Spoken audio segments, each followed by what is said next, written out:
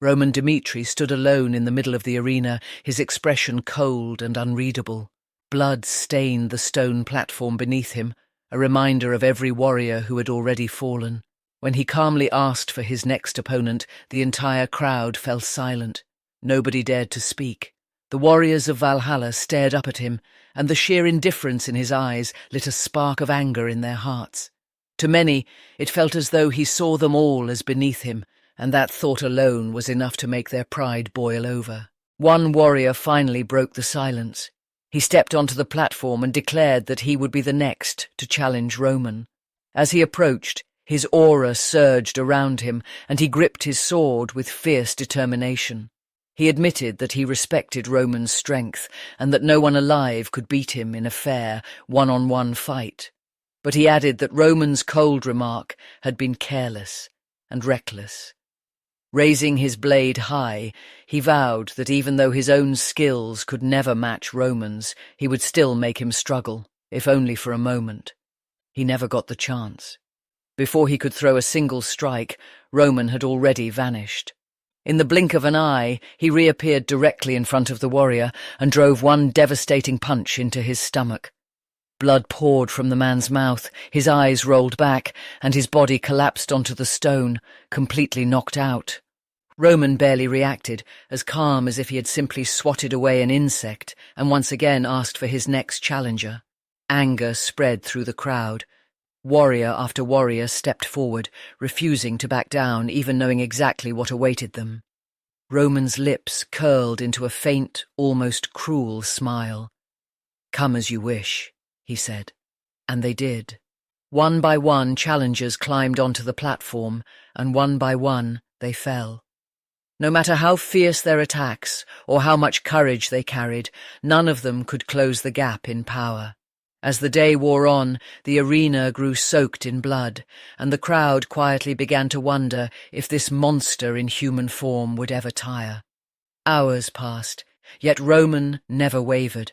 High above, the Emperor of Valhalla watched in stunned silence, realizing this truly was the pioneer of the Aura Revolution, the legendary Roman Dmitri. Roman stood on that platform until the sun began to set, and throughout the entire day, not a single strike had touched him. As the sun disappeared below the horizon, the first day of the trial came to an end, exactly as the rules demanded. The next morning, Roman returned to the arena, and every eye turned toward him again. This time, he made a bold announcement. Individual duels, he said, had become meaningless. From now on, he would take on multiple challengers at once. The crowd erupted immediately, with warriors shouting back that if that was how he wanted to fight, they would hold nothing back either. A man stepped forward with unmistakable confidence, introducing himself as Bellerin, the 5-star swordsman and leader of the Bellerin mercenary company. The crowd roared with recognition, for this group was famous across the continent for its flawless, perfectly coordinated attacks. For the first time, some in the crowd genuinely believed they had a real chance. Roman only smiled and waved them forward. Without hesitation, the entire company leapt onto the platform and attacked from every direction at once. Their coordination was flawless, but it made no real difference. Roman raised his iron shield technique and effortlessly blocked every strike, then pushed back with a sudden burst of force that shattered their formation completely. Before they could recover, he surged forward, and 2 mercenaries dropped instantly, unconscious. The rest hesitated, clearly shaken, but gathered their courage and pressed on anyway. From the sidelines, Bellerin watched in growing disbelief.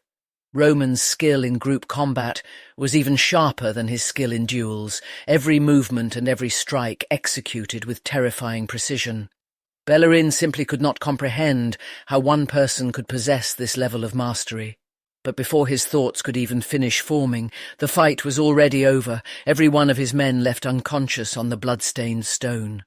Nearby, an advisor rushed to the Emperor's side, visibly alarmed, warning that this slaughter seemed to have no end, and suggesting it might be wise to stop things before they went too far. The Emperor said nothing, lost deep in thought. Meanwhile, on the platform, Roman turned back to the crowd and issued a chilling warning. "If you want to stop me," he said, "then use everything you have and strike me down. But from this moment forward, if you challenge me, I will take your life as the price." Despite the threat, someone still stepped forward, Era, leader of the Black Wolf tribe. With a hard, serious expression, Era asked when exactly Valhalla had become a nation that ran from death out of fear. He told Roman sincerely that he was grateful for everything Roman had done to save their empire, but that he hoped Roman would understand why he still had to try and stop him. As he spoke, fur spread across his skin and his muscles swelled until he had fully shifted into his werewolf form. A powerful primal aura rolled off him, filling the entire arena, yet Roman stood completely unmoved. The tension became almost unbearable as everyone braced for the clash. But before either of them could move, the Emperor rose to his feet and shouted a single word: "Stop!" His voice thundered across the arena as he declared that the trial was over. The crowd froze.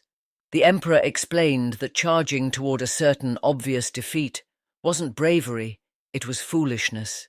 He asked them directly, even if they somehow managed to bring Roman down, would it really be worth it if tens of thousands of warriors died in the process? His words struck deep, and the arena fell into heavy silence. He reminded them that Valhalla was already suffering from the recent civil war, and that those fallen warriors had once stood beside them as kin. He urged everyone to think clearly about what was truly best for their empire's future. Even so, Era struggled to accept it, saying he had already stepped onto the platform and couldn't simply walk away now. The Emperor asked why opening a path for true strength should ever be seen as a problem, reminding the crowd how the legendary warrior Carlos had once needed 6 full days before the Empire acknowledged his strength, while Roman had achieved that same recognition in a single day. Hearing this, Ira clenched his jaw, swallowed his words, and slowly turned to walk down from the platform.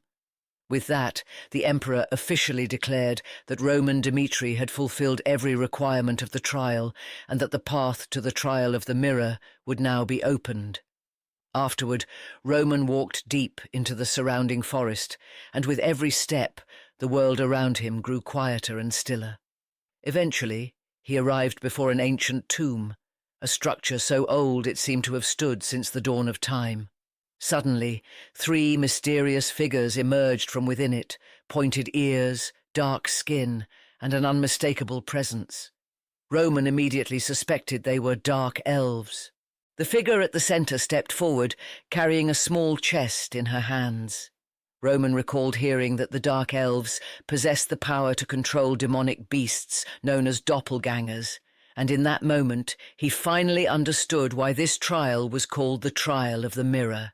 The 3 figures introduced themselves as the Dark Elves, and what happened next stunned everyone watching. Without hesitation, all 3 knelt before Roman and greeted him with deep reverence as the savior of the World Tree. Behind him, both the Emperor and his advisor stood completely frozen, unable to process what they had just witnessed. The Dark Elves explained that they held no right to test someone of his standing. Looking up at him with genuine respect, they told Roman he was free to pass as he wished and enter the tomb of the south. The entire clearing fell into stunned silence as everyone present struggled to comprehend the sheer weight of what had just happened. So Roman Dmitri didn't just pass the trial, he skipped past every test meant for ordinary warriors and walked straight into a legend even the Dark Elves bowed to.